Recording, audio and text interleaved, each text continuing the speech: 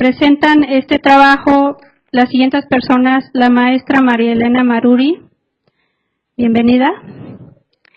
La licenciada Juana Antonieta Zúñiga Urbán. Buenas tardes, sea bienvenida. El maestro Carlos Arturo Hernández, bienvenido. Y como moderador de la mesa estará el doctor Alberto Ramírez González. Buenas tardes, bienvenido. Bueno, voy a leer algunos datos curriculares del doctor Alberto Ramírez. Es originario de Jocotitlán, Estado de México. Licenciado en Educación por la Escuela Normal de Atlacomulco, licenciado en Historia por la Universidad Autónoma del Estado de México, en la Facultad de Humanidades. Tiene maestría en Ciencias Sociales con especialidad en Desarrollo Municipal en el Colegio Mexiquense, doctorado en Ciencias en el Instituto de Ciencias de la Educación en la Universidad Autónoma de Morelos. Ha obtenido varios premios, entre ellos la presea Ignacio Manuel Altamirano de la Universidad Autónoma del Estado de Morelos. Obtuvo la Medalla Diario de México a los mejores estudiantes del país, Premio Estatal de la Juventud INJUDEM. Obtuvo el tercer lugar estatal en el primer concurso de Historia Municipal con el trabajo titulado Los conservadores de Jocotitlán en la época de la Reforma. Dentro de su labor docente se ha desempeñado como profesor de diversas instituciones de educación media superior y superior, como la UAM, el Colegio Mexiquense, la Normal de Atlacomulco, Normal Superior del Estado de México, entre otras. Ha escrito diversos trabajos, más de una docena de libros sobre aspectos del municipio, historia y educación del Estado de México. Y pertenece a varias asociaciones, entre ellas la MECROM, que es la Asociación Mexiquense de Cronistas Municipales, que hoy nos acompañan, la Asociación de Cronistas de Ciudades Mexicanas, el Ateneo del Estado de México, en donde ha desempeñado diversos cargos en la Administración Municipal y del Estado de México, y actualmente es presidente de la Asociación Mexiquense de Cronistas Municipales. Bienvenidos.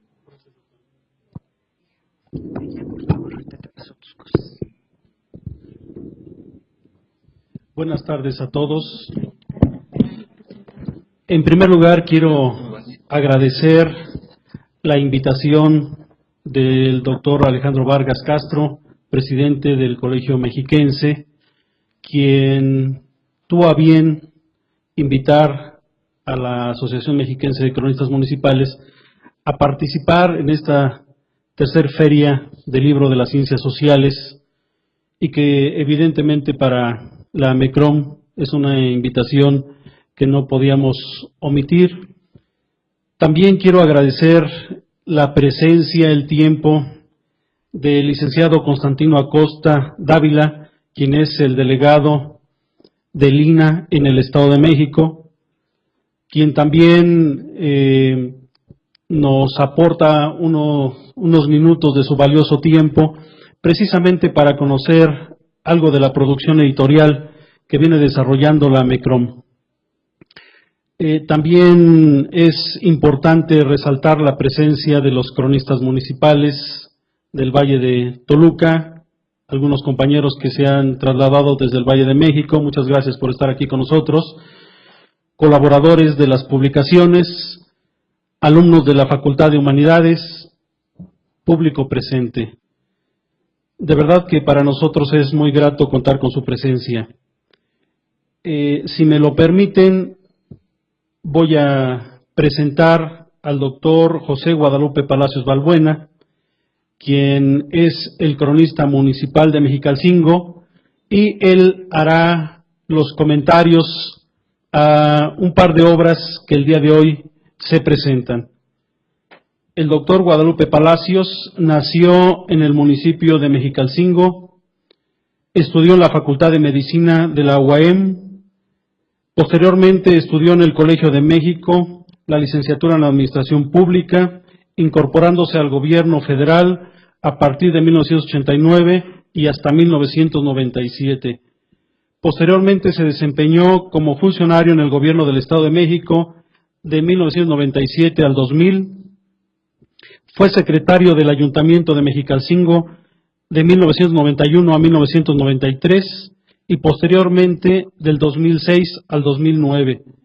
Estudió la maestría en Ciencias Sociales con especialidad en Desarrollo Municipal en el Colegio Mexiquense. Actualmente es profesor de la Universidad Autónoma del Estado de México y la Facultad de Ciencias Políticas, en Humanidades, en Planeación Urbana y Regional. Él fue presidente de la Asociación Mexiquense de Cronistas Municipales en el periodo 1997-1999. En uso de la palabra, el doctor José Guadalupe Palacios. Muchas gracias. También en primer término agradezco a nuestro presidente de la Asociación Mexiquense de Cronistas Municipales, el doctor Alberto Ramírez, por darme la oportunidad de intercambiar algunas opiniones e información sobre dos libros que para mí son muy interesantes. También agradezco la presencia del señor delegado del INE y las demás personas que se encuentran en este presidio. También la presencia de cada uno de los cronistas, los alumnos de humanidades que ya estoy viendo por aquí, y público en general.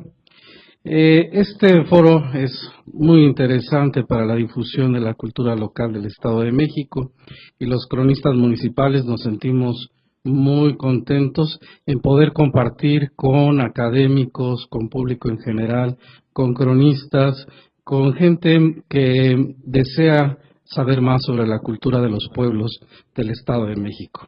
Y los cronistas tenemos la función de difundir lo que es el municipio en su actualidad, lo que le sucede constantemente o cotidianamente, lo que fue en tiempos desde la época prehispánica a la actualidad, y plasmarlo en obras que escribimos constantemente, pero no solo de los cronistas, sino también de gente académica que también se ha incorporado a los trabajos de la asociación.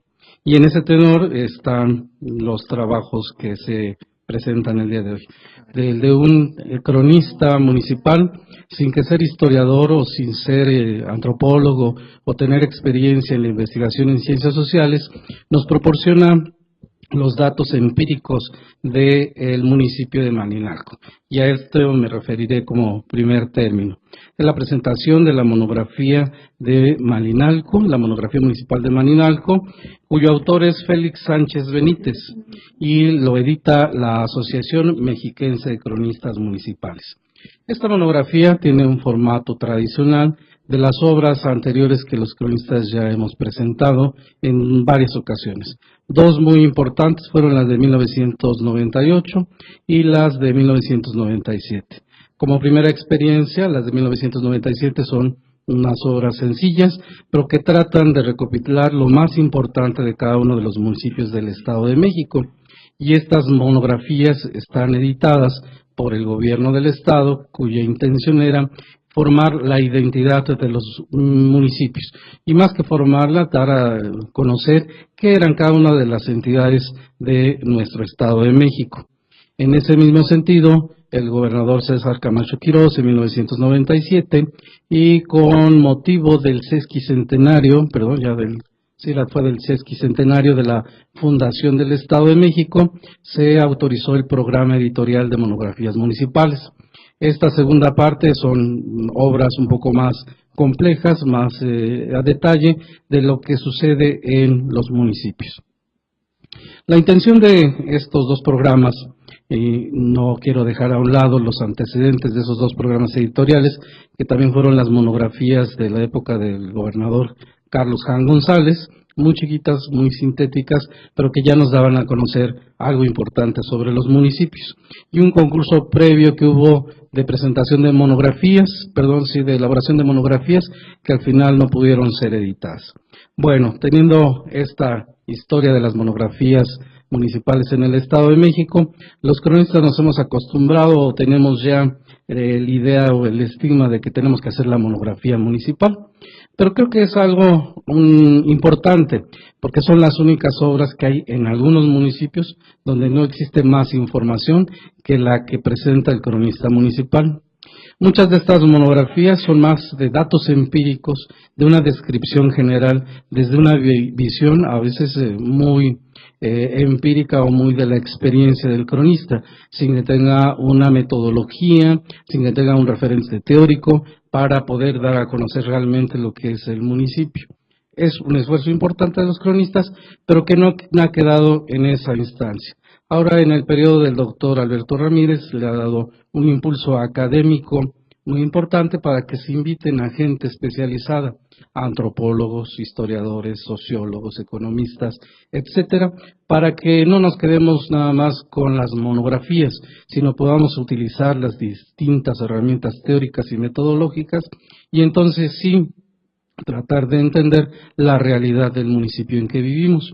Este es el sentido de la siguiente obra que edita la AMECROM y que se llama Historia y Cultura de la Crónica de los Pueblos Mexiquenses, donde interviene un grupo de antropólogos que son egresados de la Escuela Nacional de Antropología y coordinados por María Elena Maruri Carrillo, que es la cronista municipal de San Antonio la Isla. Ella ya tiene una formación académica que ya no nada más va a describir o dar a conocer los datos empíricos de la comunidad, sino ya nos da un referente teórico y tratar de entender y acceder a la realidad del municipio. Entonces vemos aquí que hay una combinación entre lo empírico y lo teórico. Esa es tal vez la siguiente etapa en que nos tocan a los cronistas municipales, describir, dar a conocer, publicar sobre estos municipios, no quedarnos nada más con el estigma anterior de las monografías, sino que también los intelectuales, los científicos, tomando esta empiria, usando las herramientas metodológicas y tratando de interpretar esa realidad a través de las distintas teorías que pueden ser marxistas o de otra índole, o tomando modelos sociológicos o explicándonos a través de hechos económicos, o conocer a fondo la ciencia política, entonces sí saber qué es el mexiquense de la actualidad. Hacia dónde va ese mexiquense desde los municipios y qué fueron los mexiquenses a través de una correcta elaboración de la historia municipal. No me tocó hablar sobre Tultepec, pero creo que es un claro ejemplo de esta obra sobre ya una elaboración de historia municipal. Es la preocupación de la actual mesa directiva, que no nos quedemos en esa parte de monografía, sino pasemos ya a la elaboración de la historia, a la elaboración de estudios sociológicos, de estudios antropológicos, que difundamos esta situación. Creo que es lo más importante que puedo hacer referencia. Invito a cada uno de ustedes que lean las obras que son producidas por la AMECROM, principalmente desde esta época editorial. Muchas gracias.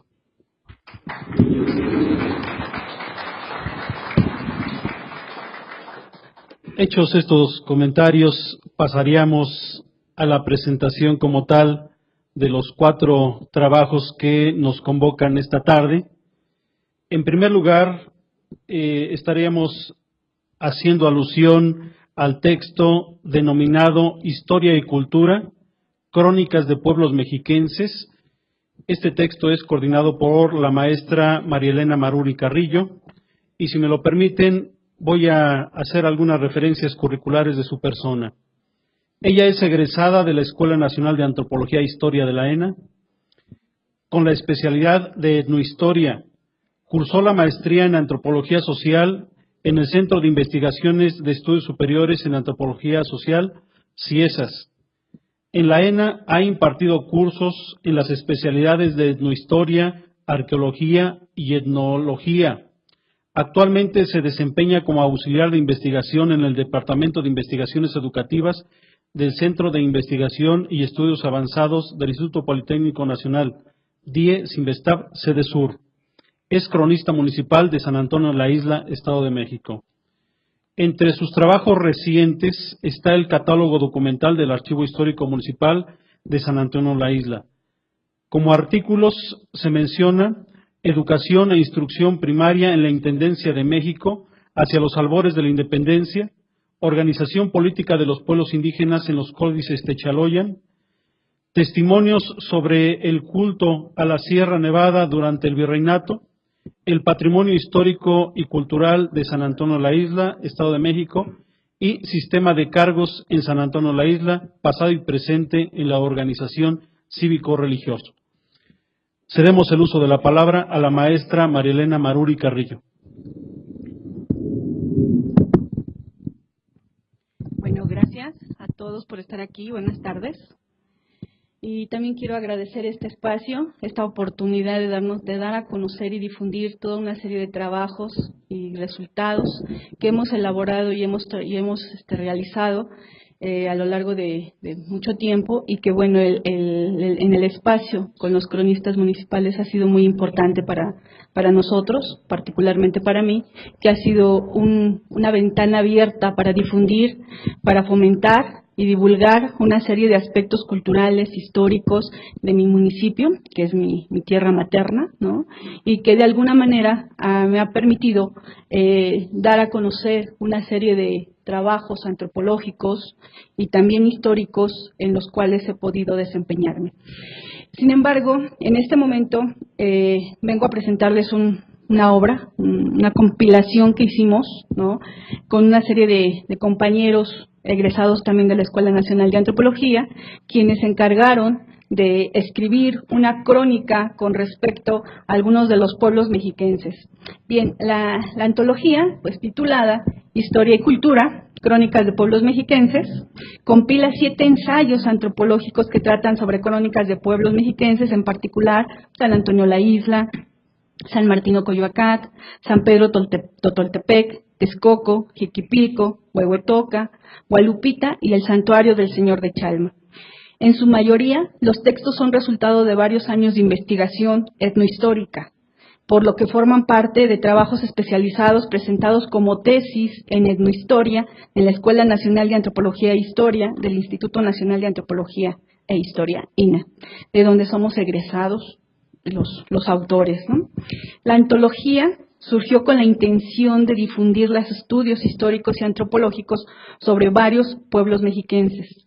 Las temáticas que se abordan y el libro fueron expuestos como conferencias en las sesiones académicas de las reuniones de la misma Asociación Mexiquense de Cronistas Municipales, AMECROM.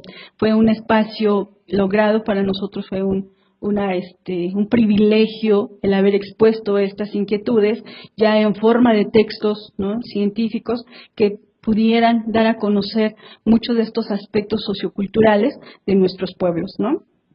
Como bien ya lo matiza el doctor Alberto Ramírez en la presentación de la antología, ¿no?, este trabajo es caracterizado por ser plural, multidisciplinario, para el cual se tuvo la fortaleza de que fueran enriquecidos por los comentarios de otros colegas cronistas. Bajo este tenor, los ensayistas presentamos nuestros artículos de una de las disciplinas antropológicas, en este caso la etnohistoria, que permite dar cuenta de los contextos históricos y culturales de las diferentes temáticas aquí abordadas. Siguiente. Por su parte, María Elena Maruri Carrillo, cronista municipal de San Antonio la Isla, retoma el tema de los códices Techaloyan como testimonios de historia indígena. En este apartado se resalta la importancia de este corpus documental para la historia agraria de los pueblos del Valle de Toluca. Es a través del análisis pictográfico y lingüístico que la cronista interpreta el contenido de estos manuscritos coloniales desde una tradición indígena. En la publicación se hace una descripción general sobre las características que distinguen a estos documentos manufacturados en el siglo XVII, de su contenido en la historia local, así como de su contexto histórico y cultural en el que fueron elaborados. En el Códice de San Antonio Techaloyan, hoy San Antonio la Isla, se registraron varios acontecimientos históricos, tales como la fundación del pueblo, la organización político-territorial y su organización administrativa. En el manuscrito se mencionan los topónimos que delimitan el territorio isleño en la época colonial. Estos códices eran conocidos como Altepeamatl, o Libro del Pueblo, o Tlalamatl, Libro de Tierras, que daban reconocimiento al patrimonio comunal de los pueblos. Asimismo, en el Códice de San Martín Coyoacán aparecen los funcionarios de cabildo indígena que cumplían con funciones cívico-militares, así como los cargos religiosos registrados en el Códice Techaloyan de San Pedro Totoltepec.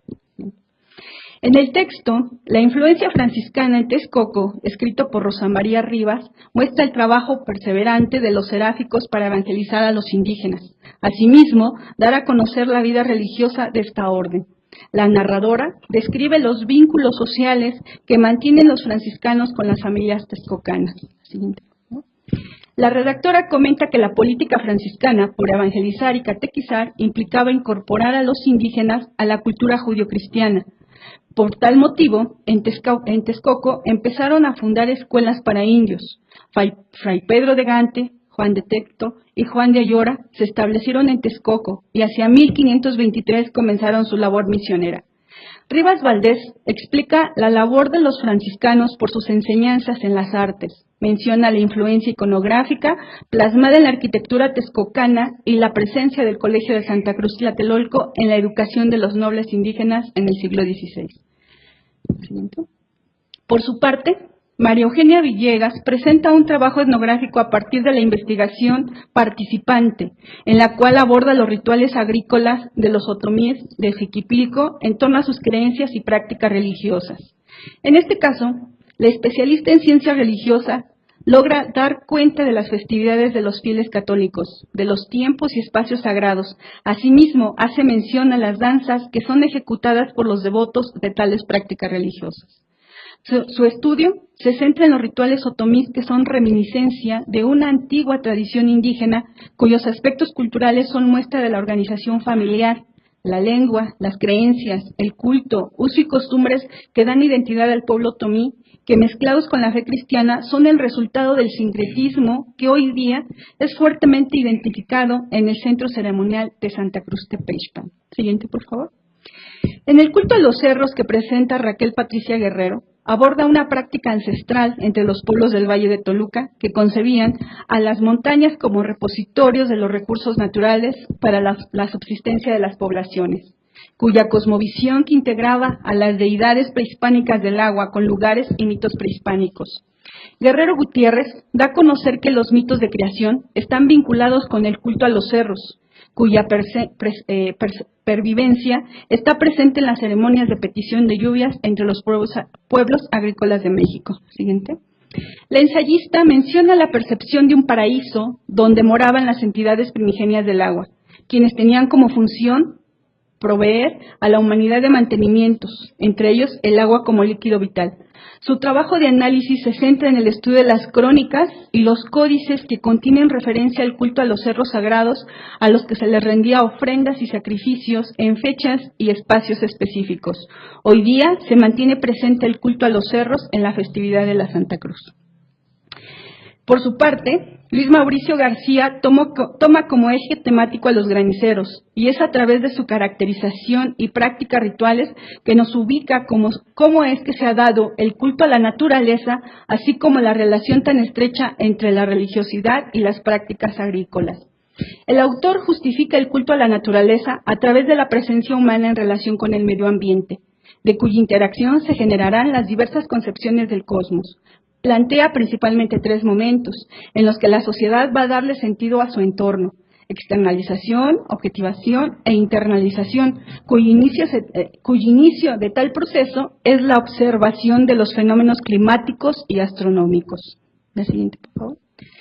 Un análisis iconográfico y lingüístico sobre el topónimo de Huehuetoca fue realizado por Flor Jenin Cerón, quien realizó un ejercicio metodológico al estudiar las fuentes primarias, donde encontró diversos rasgos y figuras de Huehueteotl para tratar de comprender su significado más preciso. Para Cerón Rojas es muy importante el estudio de los topónimos desde la lengua en que fueron escritos. En esta ocasión, diserta sobre un vocablo náhuatl que ha tenido en su haber varias interpretaciones y traducciones, según los intereses de sus estudiosos. La siguiente. La autora hace un primer acercamiento a la identificación del topónimo de Huehuetoca, desde la escritura e iconografía náhuatl, con los que logra comparar diversas representaciones en los códices, lo que lo llevó a un análisis preliminar de su planteamiento. Siguiente. Por último, y no menos interesante, es el ensayo de Mariana Jiménez Muciño, quien aborda la religiosidad popular de manera sui generis, la que se ha transmitido desde hace mucho tiempo de generación en generación, que se resiste a los embates de la modernidad. Aborda el ciclo festivo y el camino ritual de las peregrinaciones hacia algunos santuarios del Valle de Toluca como parte de la expresión devocional y de la religiosidad cultural. Aquí, Jiménez Muciño trae a colación los conceptos del argot antropológico, como son prácticas religiosas, núcleo duro, cultura, expresiones religiosas y pervivencias culturales para dar cuenta de las festividades como un fenómeno de manifestación religiosa. La siguiente, por favor. La escritora se enfoca en la correlación que existe entre las peregrinaciones que se realizan al templo de Gualupita y Yancuitlalpan, en Santiago Tianquistenco, y el santuario del Señor de Chalma, con el ciclo de lluvias. Establece que esta vinculación es parte del proceso del sincretismo que se generó después de la conquista española y que se adscribe a un tiempo y espacio festivo sacralizado a través de los elementos religiosos de las peregrinaciones. Es entonces que a partir de estas investigaciones antropológicas que se da cuenta de los contextos históricos y culturales de los pueblos mexiquenses, más aún, tales ensayos son un aporte para las crónicas municipales dentro del legado de los pueblos con tradición y costumbres ancestrales. Es aquí que la antología es una compilación de trabajos especializados en materia histórica y antropológica que permite comprender la vida cotidiana, los usos y costumbres de nuestros ancestros mexicanos. Muchas gracias.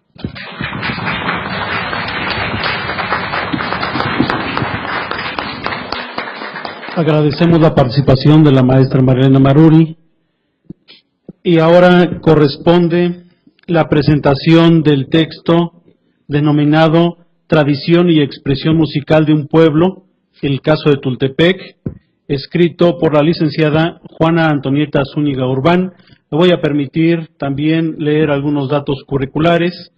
Ella es originaria del municipio de Tultepec, Estado de México, egresada de la licenciatura en Historia por la Facultad de Estudios Superiores Zacatlán de la Universidad Nacional Autónoma de México. Ha desempeñado la labor docente en instituciones educativas de nivel medio superior y a la fecha docente en el ámbito universitario. Desde 1991 a la fecha, ha tenido a su cargo la responsabilidad de organizar, clasificar y difundir el acervo documental que se resguarda en el Archivo Municipal de Tultepec. Designada cronista municipal por el Honorable Ayuntamiento 1997-2000 y ratificada en el cargo por el Gobierno Municipal en turno, recientemente ha ingresado a la Asociación Mexiquense de Cronistas Municipales. Participante asidua como conferencista y ponente en espacios educativos y culturales, presentando resultados de investigación sobre la historia local. Ha sido distinguida con el reconocimiento institucional por parte del Archivo General de la Nación, del Instituto Mexiquense de Cultura y del Sistema Estatal de Documentación por el desempeño de su trabajo archivístico. Es autora y coordinadora de algunas publicaciones de acercamiento a la historia municipal. Se destacan como textos mapas antiguos de los pueblos del norte del Valle de México, 4 haciendas coloniales, la educación elemental en el norte del Estado de México, la pirotecnia en Tultepec, Templo de Santa María Nativitas Tultepec, Tradición y expresión musical de un pueblo, en este caso Tultepec, que es la obra que el día de hoy se presenta. En uso de la palabra, la licenciada Juana Antonieta Zúñiga Urbán. Gracias. Gracias por la presentación, por la invitación en este espacio académico tan importante y a todos por su presencia. Mis compañeros cronistas, es muy grato contar con su apoyo y su presencia en esta tarde. A mis compañeros en la mesa del presidente también agradezco su asistencia. Bien, les voy a hablar de una obra que, bueno, surgió con la iniciativa de rescatar uno de los pilares más importantes del municipio de Tultepec, que es la música. Quizás Tultepec es más conocido por la cuestión pirotécnica, que siempre se nos asocia con ello, pero hay otro pilar que nutre la vida, el sentido de pertenencia y la dinámica propia del municipio, que es la actividad filarmónica, que, bueno, consultando los archivos municipales y parroquiales, vemos que las raíces son muy profundas de esta tradición en el municipio. Y este trabajo pues fue el resultado de precisamente de andar hurgando en archivos, tanto particulares como parroquiales y archivos municipales, dónde y cómo se ha dado esta esta raíz y este árbol fecundo de la música. Y bueno, la necesidad de contar con un documento que conservara lo que la gente decía y que se platicaba en charlas y sobremesas fue lo que pues, nos condujo a redactar ese trabajo que hoy presento con mucho pues con mucho orgullo porque es mi pueblo y sobre todo porque pues es la crónica, ¿no? Lo que hacemos los cronistas. Bien, voy a iniciar con una cita de Sebastián Berti que dice así: la tradición se transmite de forma cotidiana y sencilla, de padres a hijos, con la naturalidad de la costumbre vivida. En ella estriba su fuerza y pureza como manifestación cultural de un pueblo. Fin de la cita. De cosas menudas y sencillas se nutren las historias locales, cuya suma sustenta y alimenta la dinámica histórica y cultural de una nación como la nuestra. Al intentar hurgar en la memoria histórica del municipio de Tultepec, Estado de México, se avisora un amplio universo de posibilidades de estudio. La curiosidad va despertando numerosas interrogantes. Algunas de ellas han comenzado a encontrar respuesta. En la presente obra titulada Tradición y expresión musical de un pueblo, Tultepec, se busca ofrecer al lector un frugal intento de acercamiento a una de las tradiciones que ha significado el modo de vida y sustento de muchas familias y que ha sido el espacio para satisfacciones personales y comunitarias, además de ser un referente que junto con la pirotecnia identifican a Tultepec, la música. Expresión artística que en estas tierras tiene hondas raíces en las sociedades que de antiguo habitaron esas tierras.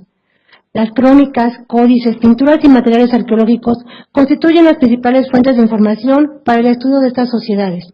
En el caso de la música, las crónicas de la conquista fueron redactadas cuando aún era posible escuchar esa música. Indígenas europeos iniciaron la transcripción al náhuatl de una parte de los códices que lograron sobrevivir, en los que se representan eventos y actividades relacionados con la música de manera complementaria, mismos que denotan el contexto en que ésta se ejecutaba.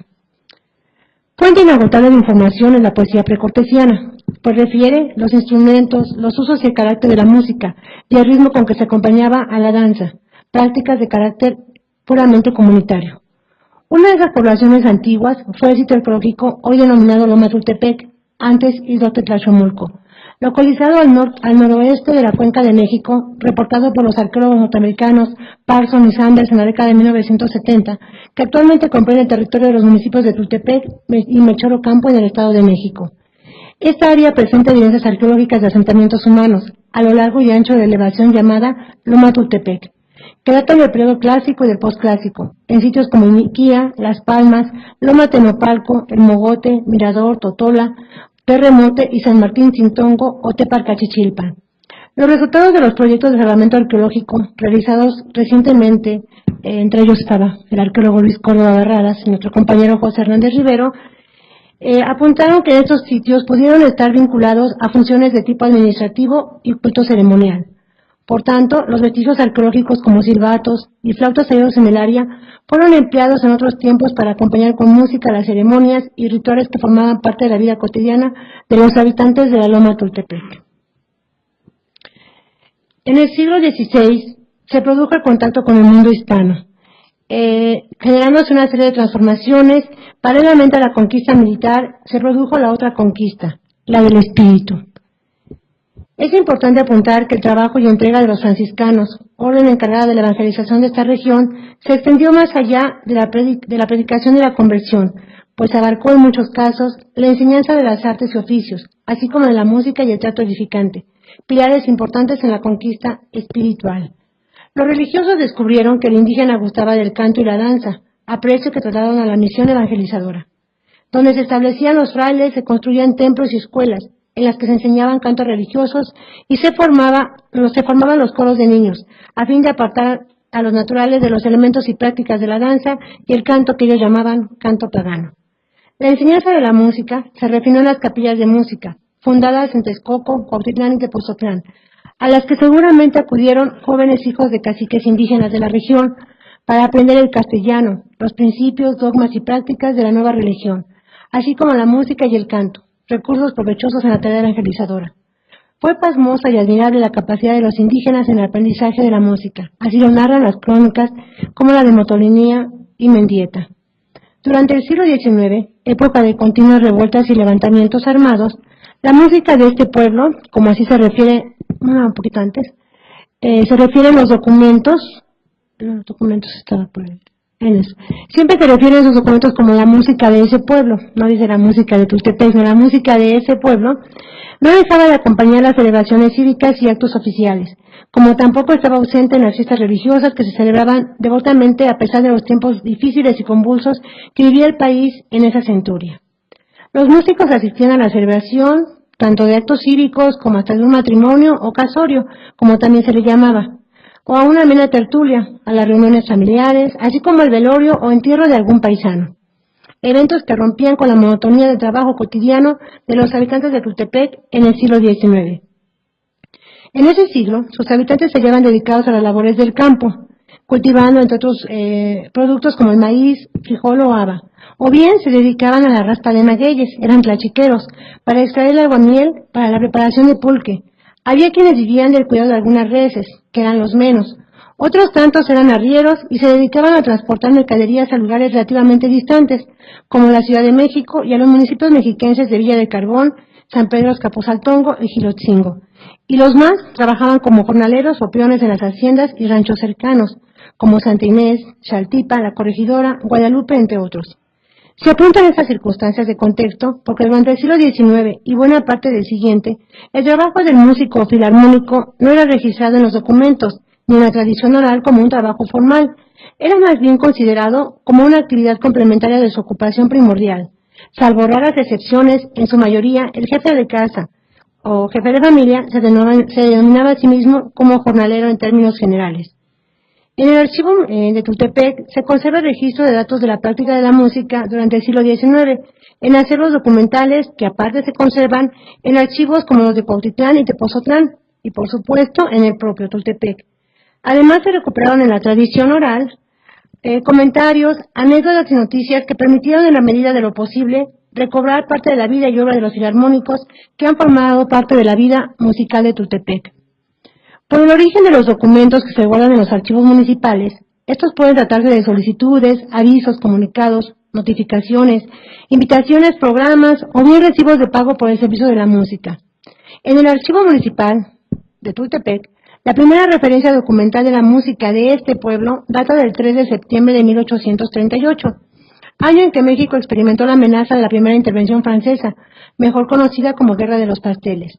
Mediante una circular girada al juez de paz de ese municipio por su homólogo de Cuautitlán, se le solicita, cito, que venga la música de ese pueblo solo para publicar el bando de guerra declarada con la Francia. Fin de la cita.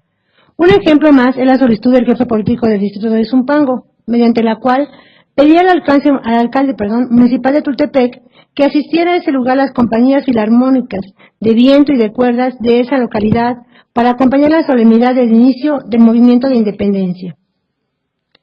Esas son algunas muestras de los documentos que hacen referencia a la música de ese pueblo, en Tultepec. Paso a otro capítulo que hablo sobre todo la importancia de la familia en el desarrollo de la música en Tultepec. Y bueno, considero que el hombre como ser social tiene su primera experiencia de vida en común en la familia. Esta lo inicia en el proceso de socialización y aprendizaje. Por ello, resulta comprensible que en Tultepec la mayor parte de personas que son o fueron filarmónicos conocieron las primeras nociones de música con el papá, el abuelo, el tío o algún hermano, pues los escuchaban tocar y de esa manera aprendieron muchos la música. Dicen en mi pueblo a lo lírico, o nada más de ollita, es decir, oyendo. Esto es solo escuchando, observando y memorizando las obras musicales, y poco a poco fueron adquiriendo la destreza en la ejecución de uno o varios instrumentos. Además, los papás consideraban que era importante que los niños fueran a la escoleta, es decir, a la escuela de música que había en la parroquia y al ensayo. Adquirían así cierto dominio en la ejecución y comenzaban a ser invitados a tocar en los huesos. En Tultepec la palabra hueso es sinónimo de compromiso, es decir, en los trabajos de los músicos. Así como las bandas de música reunían entre sus elementos a más de 3 generaciones, de familiares entre quienes existían lazos de consanguinidad, atendiendo a la circunstancia de que la enseñanza de la música se iniciaba en el seno familiar y a la estrecha comunicación que esta situación ofrecía. Implícitamente, con el aprendizaje de la música, en el núcleo familiar, en algunos casos rudimentario, en otros no tanto, se alcanzaban otras dimensiones, tales como el sentido de pertenencia, identidad y en algunos casos de lealtad para con la familia, estando de por medio el prestigio social, pues era importante resaltar el apellido familiar. Más aún, se creaban y guardaban celosamente los archivos musicales, considerados patrimonio familiar.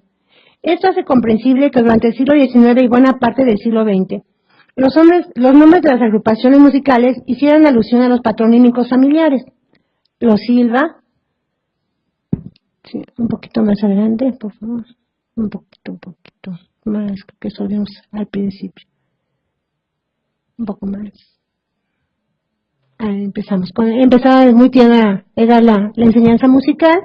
Ahí, bueno, ustedes sí conocen al maestro Víctor Urbano, y es el gran organista internacional, es el jovencito que está tocando los platillos, está tocando la tambora, junto al tambor está la tambora de las percusiones, es el primero, en la foto es el maestro Víctor.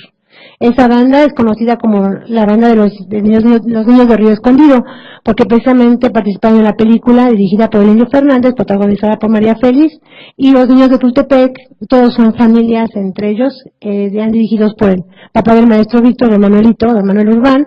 Hicieron el casting para la película, y bueno, obtuvieron la participación, y tocan en el velorio en una de las escenas de la película, que trata sobre la historia de una maestra rural. Bien, entonces tenemos ahí las imágenes de la banda de los Silvas, por ejemplo, la siguiente, otra imagen de la banda de don Mardonio Urbán, del señor Ernesto Urbán, es decir, la familia, el apellido cobraba gran peso, ¿sí?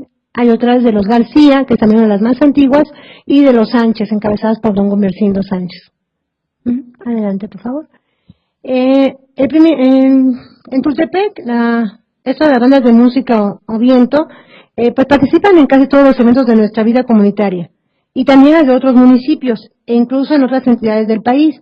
También eso explica que los músicos estuvieran ausentes a veces durante muchos días, y que pues encontraran en otras localidades y en otros estados lazos de amistad, incluso de compadrazgo, y pues también se quedaron a veces a fundar bandas de música, y también con esto podemos entender que muchos archivos de Tultepec están dispersos en varias partes del país. Es evidente que la tradición familiar es un elemento que juega un papel fundamental en la permanencia y continuidad de la actividad musical en Tultepec, y se traduce en una forma de vida para muchas familias. Pero la decisión y vocación de un filarmónico obedece a múltiples factores. En esta toma de decisión, el estudio, la constancia, la disciplina y el tesón son fundamentales. Ese sólido ánimo por la música se traslada al fervor religioso, con la devoción a Santa Cecilia, patrona de los filarmónicos. Su culto y solemnidad fue el objetivo primordial de la Sociedad Filarmónica Santa Cecilia, fundada el 22 de noviembre de 1912. Este año estará cumpliendo su primer centenario y están preparando unos grandes festejos. Para empezar, los invito, el día 22 a las 4 de la tarde se va a presentar el Requiem de Mozart con coro y orquesta, todos de Tultepec. Fuerte empuje y brío dio a la música en Tultepec la fundación de la Escuela de Música Sacra Fray Juan Caro. En sus aulas se alentaron el interés y la predilección por la expresión musical, principalmente entre los niños y jóvenes de Tultepec. Para muchos, ese contacto definió su vocación, la música. En cuadros y fotografías que penden de las paredes de varios hogares y entre los gratos recuerdos, se conservan los testimonios de un certamen que marcó época, el Concurso Artístico y Popular de Catepec, que fue una de las respuestas ante la necesidad nacional de rescate de las expresiones natas del pueblo, con esto del nacionalismo postrevolucionario. En el primigenio módulo número 11 de Iniciación a las Bellas Artes, en 1976, comenzaron los proyectos, experiencias y satisfacciones en el fomento de las artes, entre ellas la música, antecedente de la actual Escuela de Bellas Artes de esta localidad, que ha logrado alcanzar un notable prestigio en el ámbito de la educación artística. Así, en las actividades cotidianas y en los motivos de celebración, los filarmónicos forman parte de la vida comunitaria, participación que ha incursionado en la esfera lingüística de una manera singular. Precisamente en el ámbito de la convivencia habitual, pues vemos que los músicos pues participan en serenatas, en ceremonias religiosas e incluso en posreligiosas después del matrimonio eclesiástico, y pues en cualquier tertulia es motivo para la música, incluso los velorios se acompañan con música. Sí, las fiestas patronales pues también se goza de la presencia de los músicos, y incluso se realiza una audición en la tornafiesta que llamamos tope, que no es otra cosa más que una competencia fraterna entre la banda de la primera manzana y la segunda manzana, en la que se haya dividido el municipio, la cabecera municipal. En esta cuestión de materias lingüísticas, la tradición oral refiere que en años atrás, cada grupo familiar de filarmónicos, los Vázquez, los García, los Sánchez, se identificaban o se llamaban entre sí mediante la emisión de silbidos propios. O sea, cuando iban a llamar a alguien para un hueso, para un compromiso, silbaban de una manera y ya sabían quién les estaba llamando. Y cada silbido era diferenciado. Ya son muy pocos los que podemos todavía apreciar. Sin embargo, varias generaciones de músicos han aportado términos o frases que se han constituido en una forma peculiar de comunicación verbal entre los filarmónicos y forma parte del patrimonio cultural de este gremio. Solo por mencionar algunas expresiones con su correspondiente acepción. Por ejemplo, el hueso ya les decía que es compromiso, zapatito es el pago por un hueso, por un compromiso. El castigo es cuando no se paga, únicamente se toca pero no hay pago. Va a pintar, se dice que cuando aparte de la paga les van a dar de comer. Y hacer bemol es que después de que les dieron de comer todavía hacen una reserva de alimento para llevarlo a casa. Entonces, si ahorita nos dan una galletita o un café, hay que hacer bemol para el camino, Y en esto en algunos otros hay muchísimas variedades, muy grato platicar con ellos, escucharlos, incluso hay muchas anécdotas en el anecdotario filarmónico. Han pasado al anecdotario popular de Tultepec una serie de dichos y relatos breves de hechos o experiencias curiosas y chuscas, relacionadas estrechamente con el trabajo de los filarmónicos. Sin duda los motes o nombres como Chicuelo o Tripas, entre muchos otros, son personajes que forman parte del lenguaje y tradición popular de los músicos. Liborio y Tripas eran dos músicos que, bueno, eran muy dicharacheros, entonces cuando alguien se refiere a ellos, dice, así como decía Liborio, ya sueltan su dicho, ¿no? En ese trabajo también se recogen los datos biográficos de algunos músicos. Vemos al final es un apéndice en el que se reúne la biografía de algunos músicos, en algunos viene su biografía, su foto y pues su trayectoria artística, tanto de músicos desde el siglo XIX y algunos incluso de finales, muy finales del siglo XVIII. En estas líneas agradezco la hospitalidad y la voluntad de compartir de todas aquellas personas que amenamente nutrieron con su charla este trabajo, pretendiendo así salvar del olvido lo que conservan como experiencia de vida y en su memoria. Resulta sumamente valiosa la disponibilidad de quienes tienen a su cargo la custodia de los acervos parroquiales y municipales, que sirvieron como una fuente primaria en esta labor. Por el legado de varias generaciones, la música se ha forjado como un elemento cultural importante, pilar de la identidad de las familias, en la comunidad y que ha alcanzado el ámbito nacional e internacional. La música acompaña a las familias de Tultepec a lo largo de su vida y de su historia como pueblo. En Tultepec, la tradición musical se asemeja a un frondoso árbol, con un tronco fuerte y sólido, formado por la perenne voluntad de las familias, en donde abuelos, padres e hijos comparten y conviven, unos con la experiencia y otros con los anhelos y afanes en torno a la filarmonía, y de sus ramas los frutos han sido buenos. La savia musical alimenta los talentos cultivados en la familia, renovados y fortalecidos con el trabajo académico. Segura estoy que otros estudiosos en este y otros temas se ocuparán de desentrañar nuevos datos y quienes se empeñen en ello nos lo contarán y su contribución será inmensa. Muchas gracias y buenas tardes.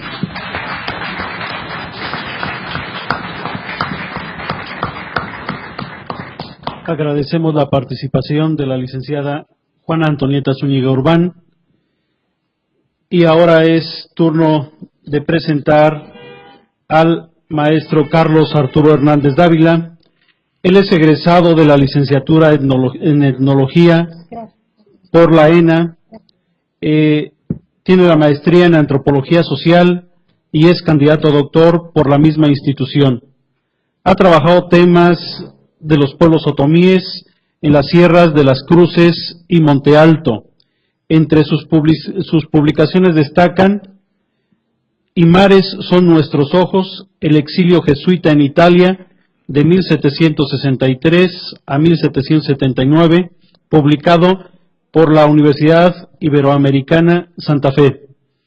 Ha dedicado su trabajo de crónica desde el enfoque del documental antropológico, publicando ya 6 videos sobre el municipio de Nicolás Romero, donde es cronista auxiliar. Entre sus premios destacan el de estudiante distinguido del Instituto Nacional de Estudios Históricos de la Revolución Mexicana en el año 2010. Cedemos el uso de la palabra a Carlos Arturo Hernández. Muchas gracias. Pues bueno, Agradezco muchísimo a la MECROM la posibilidad de estar aquí con ustedes, también obviamente al Colegio Mexiquense y a todos ustedes que se tomaron pues un rato para estar aquí platicando de lo que hacemos. Bueno, yo voy a presentar pues un poco el trabajo que nos ha tocado hacer en Nicolás Romero. Y bueno, me parece que una de las primeras consideraciones que habría que decir es como este horror de la página en blanco. Me imagino que toda la gente que o estudió historia o investiga algún tema que tiene que ver con las ciencias sociales, pues sabe que lo más complicado, no sé si hay aquí algunos estudiantes, veo gente muy joven seguramente, pues sabes que para ese ensayo final que te pidieron para acabar el semestre, el horror de la página en blanco, o sea, te queda perfectamente claro qué quieres decir, pero no sabes ni cómo hacerlo. Y eso me parece que es un asunto que te acompaña toda la vida, porque es un problema tan complejo, ¿no? Que al final de cuentas, tú lo que te preguntas es no solamente la forma en la que vas a construir un texto, sino si va a ser inteligible, si va a tener coherencia, si va a tener sentido. Y cuando ya eres un cronista, cuando ya eres un investigador, ¿no? Cuando ya eres un académico, la gran pregunta es a quiénes te van a leer, o sea, y si te van a entender además. Entonces, el horror de la página en blanco me parece que tiene una contraparte, que es como el horror de la página llena, ¿no? Tener que leer esto a fuerzas, ching. Yo tuve una gran fortuna, que tuve un padre académico que me adoptó y me quiso muchísimo hasta su muerte, que fue Jan de Vos, que es este historiador belga que vivió en Chiapas 40 años de su vida. Y entonces era muy extraño, muy interesante, porque, bueno, hasta la fecha creo que no hay otro que tenga como esa profundidad de trabajo académico sobre la selva lacandona y sobre el posterior zapatismo que el viejo Jan. Pero era muy interesante porque nos íbamos caminando de su casa al centro de San Cristóbal y era como ir caminando con el rebozo, te atorabas en todos lados, porque la gente lo detenía, los estudiantes, pero también la gente de la calle, la gente del barrio, la gente del pueblo, ¿no? Oiga, don Jan, ya leí su libro, y después me decía, pero ¿cómo leyó el libro este señor si es el que barre la calle aquí? Ah, es que me lo regaló el municipio. Entonces, como hablaba de una cosa de Chiapas y yo soy de aquí, pues por eso. Entonces, como que lo primero es efectivamente saber hasta dónde tenemos como pertinencia y capacidad para que lo que escribimos llegue a la gente. Y es un asunto muy interesante, porque hoy en una época digital, pues, por ejemplo, ese trabajo tan extraordinario que acabamos de leer sobre Tultepec, tendría que leerse por muchísima gente, pero no sé de cuánto haya sido la tirada. ¿Pero de qué? ¿De 500, 1000 ejemplares? Porque aparte el presupuesto no da para más, porque no todo el mundo te puede publicar, porque no todo el mundo tiene dinero para publicar, y de repente muy buenos trabajos se quedan en unos cuantos libros. Y entonces, en Nicolás Romero empezamos a preguntarnos qué hacer para que efectivamente llegáramos a más gente. Y entonces apareció Facebook, ¿no? Entonces es extraordinario. Yo estoy haciendo ahí un ensayito sobre el tema de Facebook, porque ahora que trabajo en la Sierra de las Cruces, pues de repente yo entro a Facebook y pongo Ayotusco, ¿no? Y entonces hay un Facebook de Santa Cruz Ayotusco, ¿no?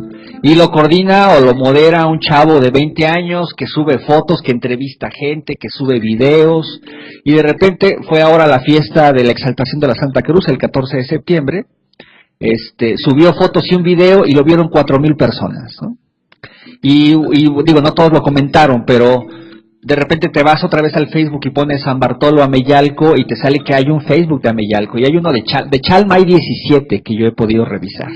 Y todos peleándose entre sí, no, es que yo soy el auténtico porque fui primero y aparte yo sí tengo fotos y circula una cantidad de información extraordinaria. Y es un asunto que adentro de la MECROM, las veces que yo he podido platicar con algunos compañeros, me llama poderosamente la atención, porque pues cuando se fundó la asociación, allá en los años finales de los 70s, por ahí, en los 80s, bueno, el cronista era pues uno, ¿no? O sea, en Nicolás Romero era Javier Esparza Santibáñez, ¿no? Hay un cronista, no recuerdo de dónde es, siempre se me olvida de qué pueblo es, pero que hasta los perros lo saludan, dice, entre su currículum pone, y hasta los perros me saludan, porque efectivamente es como... Óscar Vázquez y Llana. ¿De dónde es él? De Tonatico. De Tonatico, o sea, como el personaje que efectivamente es alguien conocido por todos, ¿no? Todos saben que es un señor o una señora, o un joven o un profesor, que va a dar charlas, que tiene fotos, que ha documentado cosas, etcétera. Pero como nos pasó a Nicolás Romero, el cronista se murió. Su archivo se vendió. el trabajo que no pudo alcanzarse a publicar se quedó parado para siempre. Y la gran pregunta es que se convierte como en una realidad esto que decía don Atahualpa Yupanqui, ¿no? Cuando un anciano sabio muere, es como si se incendiara una biblioteca.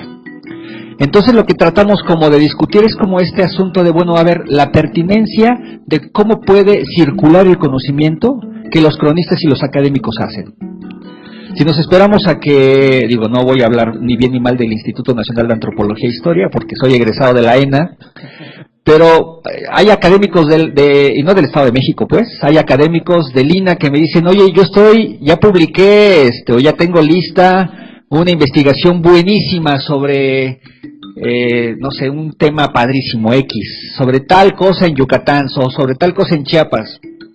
Pero estoy en la lista de espera y antes de mí hay 155 gentes, ¿no?, para ser dictaminados. Entonces, eso nos preocupa mucho porque tantas cosas tan buenas que se escriben en el Estado de México y en el país, que tardan años para ser publicadas y al final nunca se publican.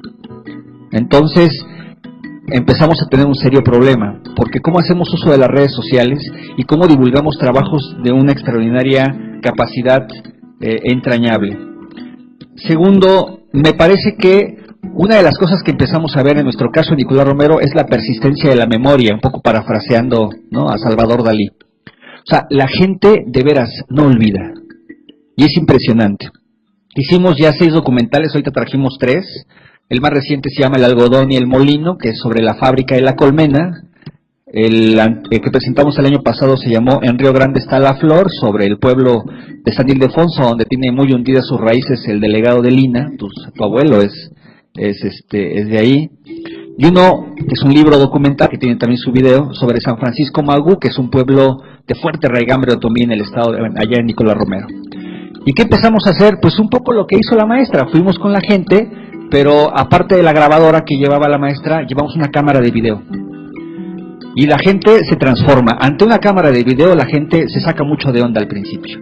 Y te dice, no, joven, hoy no me bañé, no echaron agua en la colonia, mire, hoy me da pena, no, olvídelo. O prenda su cámara pero apunte para otro lado y que nada más salga mi voz. Y bueno, lo empezamos a hacer, pero eso implicaba varias cosas. Uno, ganarse la confianza de la gente, ¿no? Y es algo muy interesante. Yo veo que la maestra se apellida Urbán. Por lo tanto, y esa es una gran ventaja de los cronistas que poco se valora.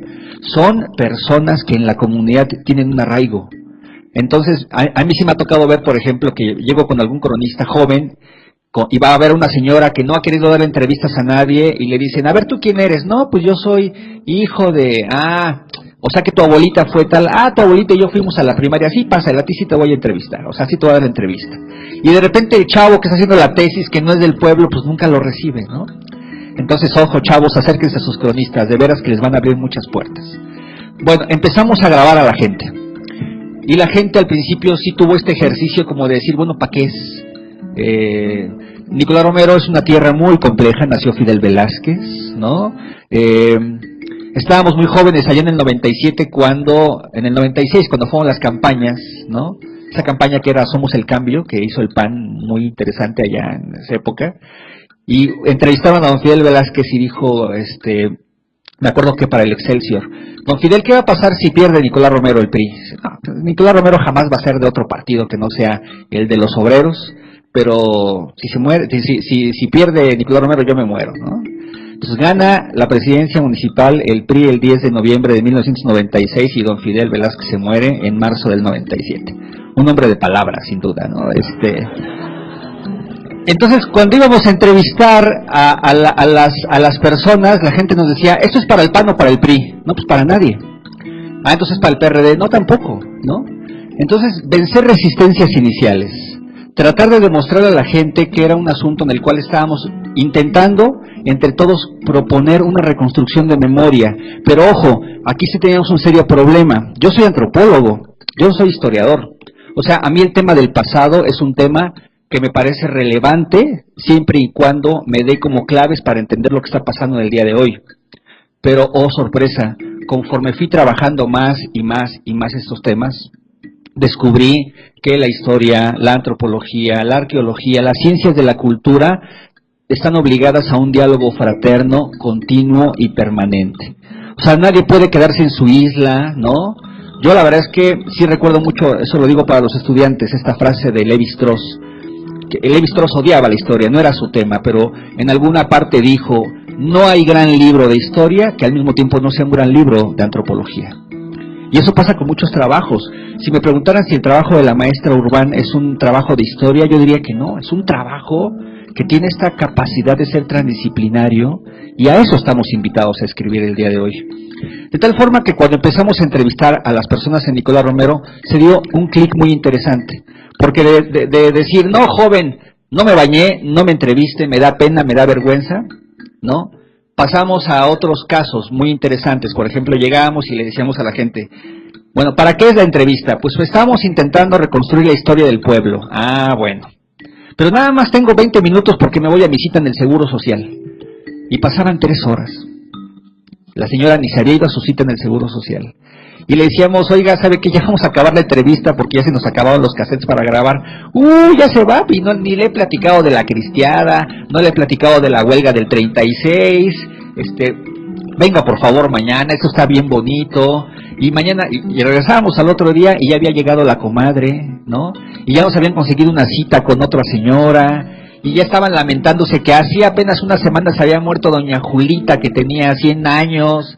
¿Cómo no vino antes, joven? Pues yo que iba a saber que se iba a morir, o sea... En fin, entonces hay como 2 problemas ahí muy interesantes que quiero plantear y que me parecen pertinentes a nivel teórico-metodológico. La primera es el tema de la memoria. Hay un extraordinario libro que circula de hace unos 5 o 6 años que se llama La antropología de la memoria, de este gran antropólogo italiano que trabaja en París, en la Sorbona, no es cierto, en el Collège de France, en el Colegio de Francia, Carlos Severi. Y Carlos Severi empieza su libro de la antropología de la memoria con una frase muy sencilla que aprendió en África, que decía, contar una historia es levantarse en armas contra las bestias del olvido. Es tener la capacidad de recuperar este talante, esta vocación que tenían los griegos, que tenían los árabes, que tenían los persas y que también tenían los nahuas y todos nuestros pueblos. ¿Por qué? Y cita a Hegel. Cuando tengo una idea, planteo un argumento, pero cuando el argumento se me acaba, entonces cuento una historia. Y la gente lo que hace es contarnos historias. Y entonces surgen muchísimas matices muy interesantes. La primera es que nadie recuerda la misma historia de la misma forma. O sea, la huelga que cerró la fábrica de la colmena en 1961 es recordada de una cierta manera por los hombres que estuvieron tomando la puerta de la fábrica y de una manera totalmente distinta por las señoras que estaban haciendo la comida. Y cuando vas y las entrevistas te cuentan historias totalmente distintas, ¿no? Muy interesante, cuando entrevistas a un señor en su casa te cuenta la historia de una manera, y cuando le dices, oiga, ¿podemos ir a platicar a la fábrica? Fíjese que nos prestaron la fábrica, ¿por qué no nos lleva donde estaba su telar, etcétera? Pues había ocasiones en el que la entrevista era imposible, se abrazaban al telar y lloraban, y lloraban, y lloraban, y lloraban. Es decir, la memoria también es un tema que está apostado al tema de los sentidos, al tema del cuerpo. Se recuerda con el olfato, se recuerda con la mirada, se recuerda con el tacto, y de eso también se hace una revolución. Es decir, una transformación profunda de los corazones de las personas. Y después, bueno, ya nos metíamos al proceso de editar el video. Esto es carísimo, nadie nos lo paga, teníamos que hacer cooperaciones. Yo ya vendí un riñón, entonces pues ahí lo íbamos financiando de la mejor manera. Y luego se hacían las presentaciones, ¿no? La última presentación fue el 17 de septiembre, que es la fiesta de la Virgen de los Dolores, y que es el día del pueblo, ¿no? De la colmena, allá en Nicolás Romero. Entonces, invitamos al delegado y ese día se le presentó un asunto de improviso con el sindicato del instituto. Entonces, bueno, invitamos al presidente de la MECROM, tenía un asunto familiar que también se excusó. Entonces nos dejaron solos, pero llegó todo el pueblo, o sea, llegaron 180 personas, teníamos 50 sillas, llegaron 180 personas, y la más joven tenía 77 años, ¿no? Entonces, claro, el tema de organizar como el espacio, el cañón, la pantalla, y claro, no llegó solamente el señor, ¿no? Llegó pues obviamente su esposa, si es que vivía, los hijos, los nietos, los tataranietos, ¿no? Y pusimos una parte del documental, no lo pusimos todo, de hecho es la parte que vamos a ver ahorita que dura unos minutos, ¿no? Y al final obviamente regalamos, a la gente entrevistada le regalamos su documental. Y a la siguiente semana yo lo que hago con mi equipo, que somos, pues creo que nada más soy yo, es ir a ver a las personas, saludarlas, y la gente ya vio el documental. Y lo primero que te dicen es, pues no está mal, joven, no está mal, pero es que le faltó harto, ¿no? Harto le faltó. Digo, pues sí, ¿por qué no es una segunda parte? No, pues porque cuesta $7,000, ¿no? O sea, cuesta realmente caro hacerlo, o sea, no es tan sencillo. Pero bueno, ¿a dónde quiero llegar? A que cuando la gente se ve en el video, cuando la gente rescata su voz, cuando la gente rescata su propio rostro, es un asunto muy interesante. Y ojo, no es mantener los recuerdos. Y en eso sí quiero ser muy enfático. No hablamos con los ancianos para mantener los recuerdos, no. Lo único que hacemos es dejar muy claro cómo es conflictiva, volátil, diversa y confrontativa el tema de la memoria. Si la memoria fuera un asunto fácil, realmente el olvido sería preferible, ¿no? Entonces yo termino mi rollo con una historia, yo también cuento historias, ¿no? Esa es una historia judía, de estas partes de Europa del Este, pero la cuenta alguien en Nueva York, y dice, mi abuelo, en Hungría, se levantaba todas las mañanas, caminaba desde su cabaña hacia el bosque, encontraba un viejo roble, y ahí delante de él hacía una larga oración en Yiddish, que es la lengua de los judíos de Europa del Este. Mi abuelo se levantaba todos los días, perdón, mi bisabuelo, porque era el tatarabuelo. Mi bisabuelo se levantaba ya grande todos los días, iba al mismo bosque, ¿no? Encontraba, no ese mismo roble, encontraba otro, y seguía rezando en Yiddish. Mi abuelo fue capturado por los nazis. Entonces se escapaba de repente, entraba al mismo bosque, ya no encontraba un roble, encontraba un pino, y ahí hacía algunas cuantas y cortitas oraciones en Yiddish. Mi abuelo ya no vivía en Hungría, iba a un bosque aquí en Nueva York, ¿no? Encontraba un abeto canadiense, y ella no hablaba Yiddish, solamente se encargaba de decir unas cuantas frases sueltas, de las cuales él tampoco entendía nada. Mi padre, que perdió la fe, ¿no? Y que aparte tenía un carácter muy, muy agrio, se levantaba todas las mañanas, iba a nuestro jardín, y delante de nuestro arbusto rezaba en inglés. Yo no tengo bosques, decía el hombre. No tengo yameles, no tengo robles, no tengo abetos, no tengo nada. No sé hablar el Yiddish. No rezo. Pero me acuerdo de esta historia, la cuento y con ello hago todo lo que ellos hicieron en su momento. Es justamente el tema de la memoria conflictiva. Entonces, les pido permiso para ver un cachito. De hecho, aquí está el menú. Entonces, el primer capítulo se llamó Entre el cielo y el agua, que era como el tema de que nos platicaran del paisaje, porque todas las fábricas de Nicolás Romero o de esa parte del Estado de México, todas se asentaron en torno a ríos. Después, donde mejor se bailó, porque aparte había grandes orquestas también, ¿no? Hacían escoleta, hacían muchas cosas. Ahí está el sindicato, por supuesto. De hecho, los sindicatos obreros textiles, ¿no? de las fábricas, promovían que sus hijos tuvieran los instrumentos, y cada 4 años le renovaban los clarinetes, los saxofones, y también al maestro. Y el último capítulo se llama La gallina de los huevos de oro, que es el cierre de la fábrica.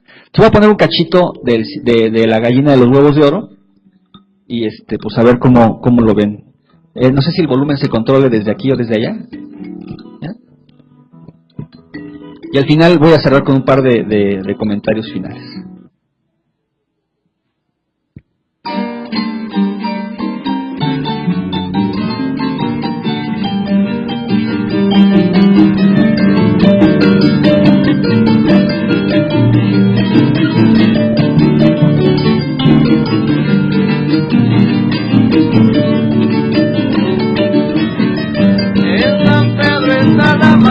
Y el marrón mi corazón.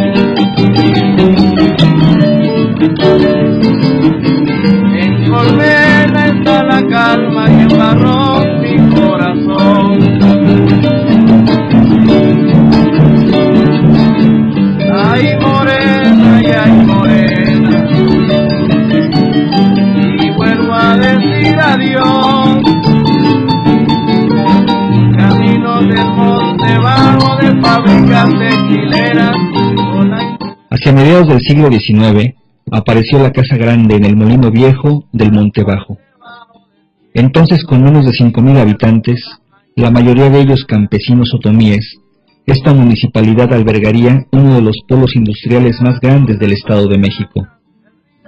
La Colmena, Barrón, San Ildefonso y el Progreso Industrial son parte de un esfuerzo industrial notable, cuya huella aún se respira en estos 4 pueblos. Se conserva con fortuna el padrón de 1856, que da cuenta del nombre, sexo y ocupación de la primera generación de obreros de Colmena y Barrón, y al mismo tiempo se conservan los primeros testimonios documentales de las actividades escolares y políticas de una fábrica que muy pronto superaría en poder a la misma cabecera municipal. Incluso se conserva la carta de los vecinos de Montebajo, quienes, a finales del siglo XIX, piden el cambio de nombre de su municipio, solicitando llamarse ahora Nicolás Romero, en honor del ilustre patricio que fuera tejedor en la Colmena. Primero bajo la batuta del inglés Archibald Hope y de su hermano Cuthberto, muy pronto la Colmena y Barrón serían parte del patrimonio de la familia Azurmendi, y luego de una sucesión de patrones igualmente vascos o franceses, hasta los años de la familia Barbarux. Es Juan Antonio Azurmendi, hijo de don Francisco, quien es el autor de las primeras fotografías de la Colmena, tomadas a finales de la década de 1890 y dejando claro en ellas testimonios de la mole fabril, de la hacienda y de las casas y rancherías de obreros quienes al mismo tiempo nunca dejaron de ser campesinos.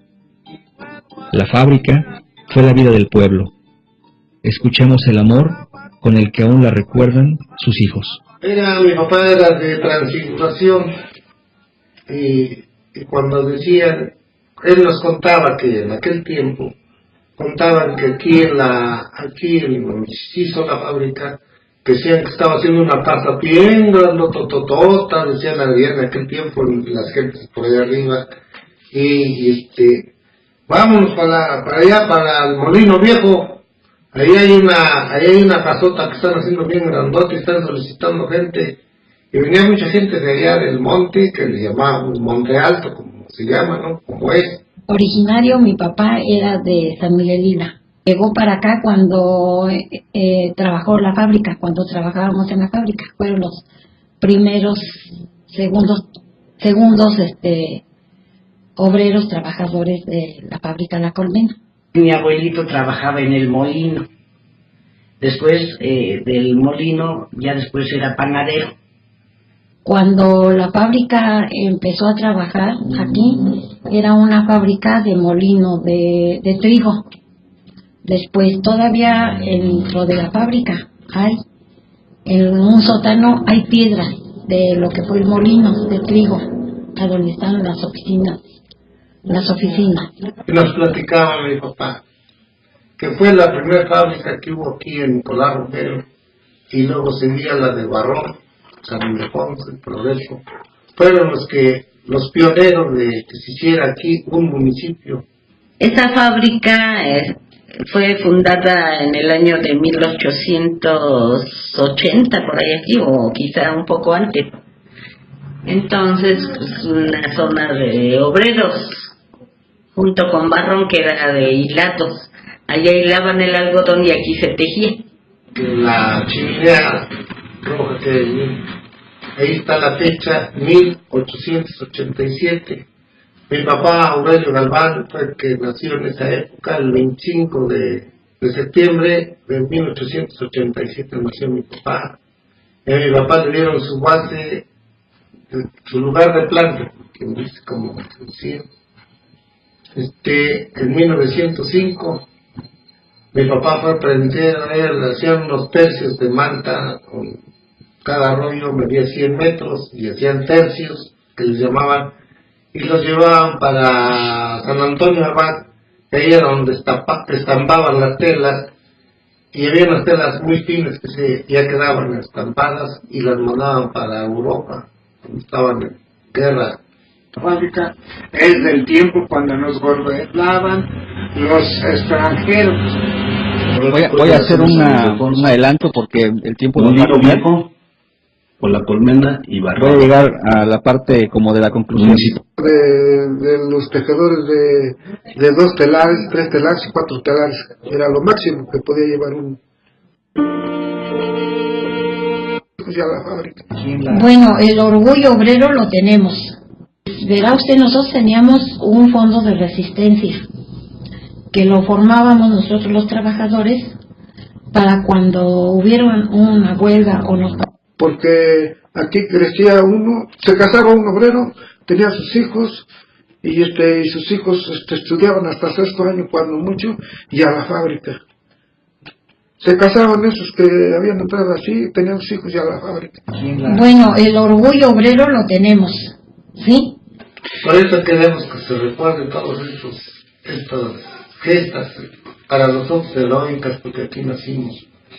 Y que ahora se han olvidado de nosotros, en lugar de ayudarnos, tratan de fregarnos todavía. Y es lo que yo ya tengo mis 78 años, me da pena que en lugar de que lo ayuden a uno, tratan de humillarlo. No se vale, cada vez.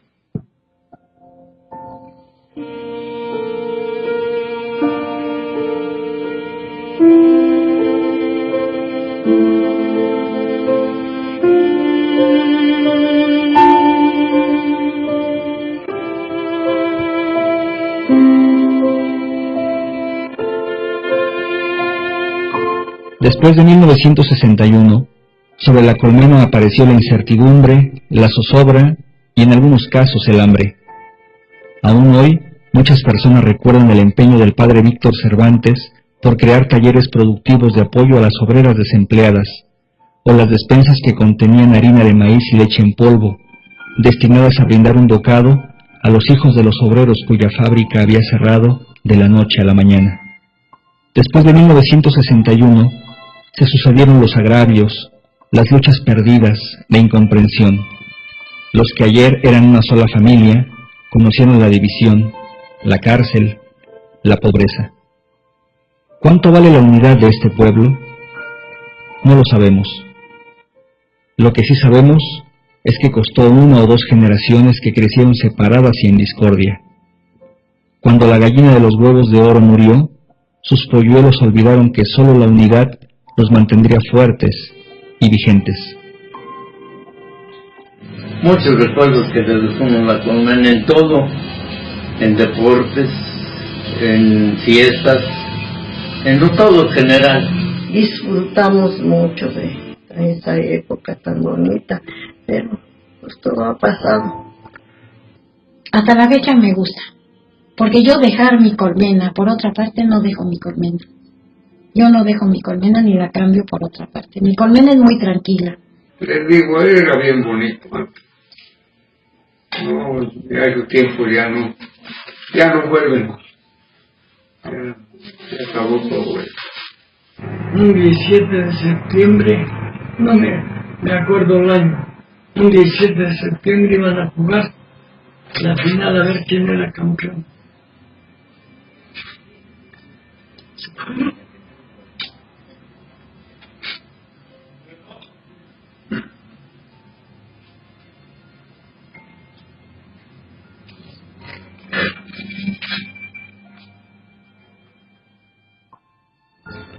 Mi esposa, mi madre, mi amante.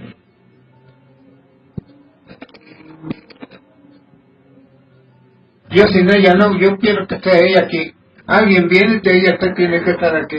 Ella tiene que estar aquí.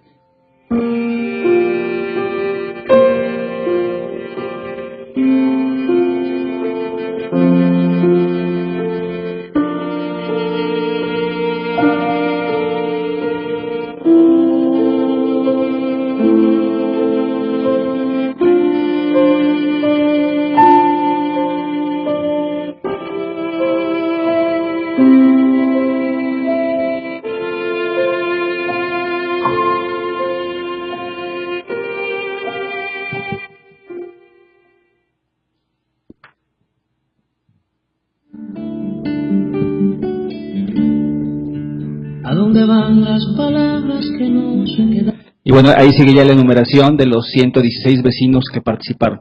30 segundos para concluir. Lo primero, bueno, claro, son 4 capítulos, pero el fútbol, por ejemplo, fue una bronca, porque los pueblos obreros, el fútbol era una religión. Entonces, sacar los archivos del fútbol, escanear las fotografías. Hubo gente que sacó la fotografía de cuando se inauguró el campo en 1917 y que aparte está el mito de que la primera pelota la había pateado Álvaro Obregón cuando había pasado ahí en su campaña a la presidencia, ¿no?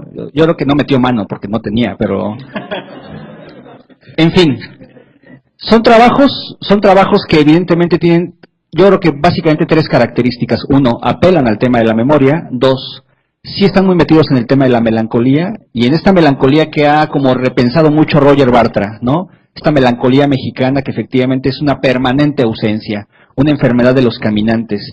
Y tercero, sí apela a dignificar la crónica municipal. La crónica municipal ha conocido cualquier cantidad de críticas de todo el mundo. Es que los cronistas no hacen, es que los cronistas no pudieron, es que los cronistas no sé qué. ¿Quién sabe, eh? Yo tengo la impresión de que todos los cronistas que yo he conocido, y no es por reivindicar a los que están y a los que no están, tienen muchísimo que aportar. Pero sí estoy convencido de que necesitamos alianzas y aliados que nos ayuden a que ese tipo de trabajos se conozcan. No los míos, pues, los de quien sea. Y ahí sí yo quiero reconocer el trabajo que el Instituto de Antropología ahora en el Estado de México está haciendo, porque sí me parece que hay que repensar mucho el tema de la difusión. O sea, yo sí creo que el Instituto de Antropología es mucho más que la arqueología. O sea, está bien, es muy valiosa la arqueología, pero sí creo que el tema del saber difundir lo que también somos, tenemos, queremos y podemos conservar, en términos de la memoria y el patrimonio intangible, es una tarea de todos. Yo por eso creo que es una feliz coincidencia que haya hoy académicos que son cronistas como María Elena, gente que está muy metida en el tema familiar y la música como la licenciada, un gran arqueólogo como el compañero Barradas. Todos tenemos aquí algo que aportar. Y el hecho de que esté aquí Constantino Acosta, el hecho de que esté aquí el presidente de la MECROM, sí creo que nos deja tareas pendientes bien específicas. Sí creo que vale la pena preservar la memoria, pero también hace falta compartirla por cualquier cantidad de medios posibles para que todos hablemos esta misma lengua.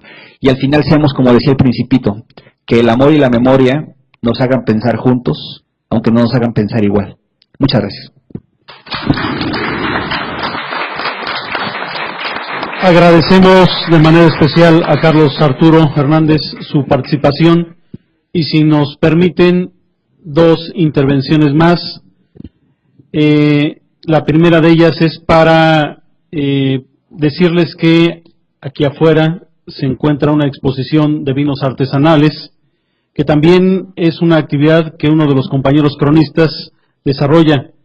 Nuestro compañero Héctor Cruz González Bejarano, él es el cronista de San José Villa de Allende, y trae pues el producto que desarrolla como parte de su actividad diaria, además de hacer crónica.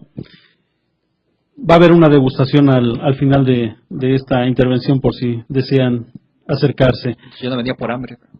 Así es. Y si me permiten, le solicitaría de manera muy especial, si así lo tiene a bien considerar, al licenciado Constantino, delegado estatal del Instituto Nacional de Antropología e Historia en el Estado de México, sea tan amable en emitir un breve mensaje. Muchas gracias, estimado presidente de la MECROM. Buenas tardes a todos y a todas. Quiero felicitar a los ponentes. Excelente trabajo de rescate de nuestra historia, y muy encaminado con el asunto que estamos hoy tratando en el Instituto Nacional de Antropología e Historia, que en la Delegación del Estado de México, que es el rescate de nuestra identidad como mexiquenses.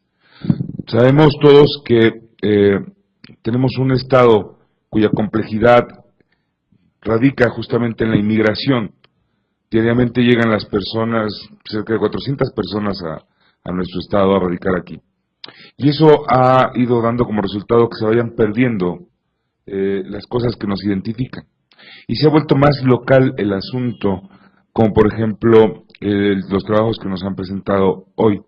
Sin embargo, la ambición que hemos compartido ya con el presidente de la MECROM es justamente la de invitar a todos a convertirnos en promotores de la identidad de nuestro Estado. Nadie puede amar lo que no conoce.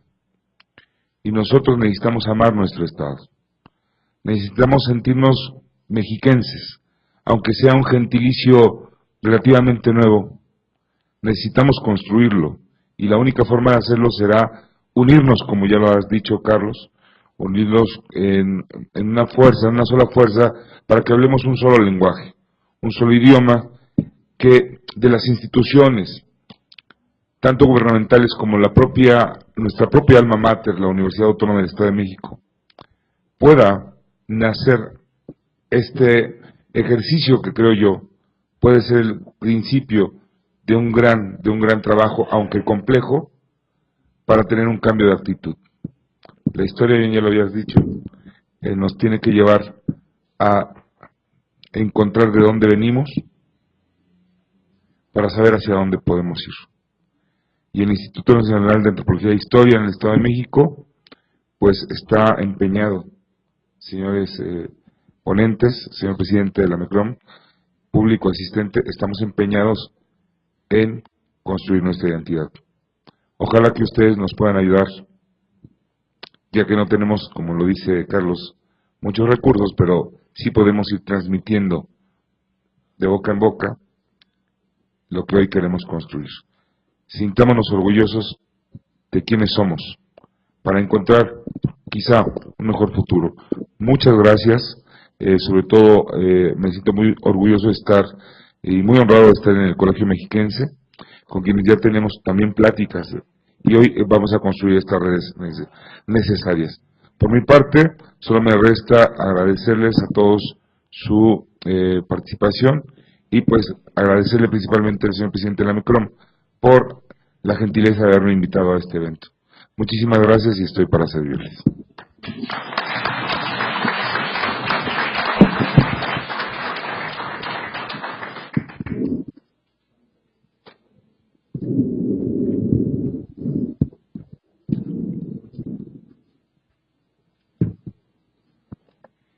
Bueno, les entregamos un reconocimiento a los participantes.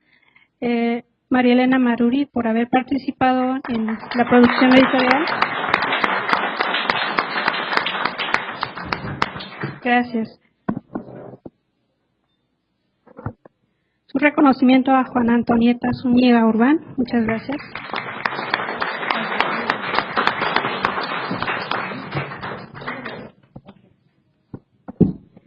Al maestro Carlos Arturo Hernández. Muchas gracias, maestro.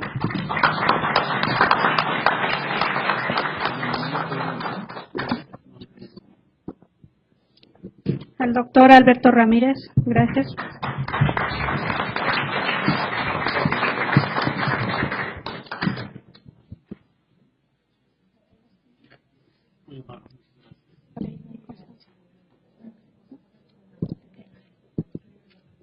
Muy bien.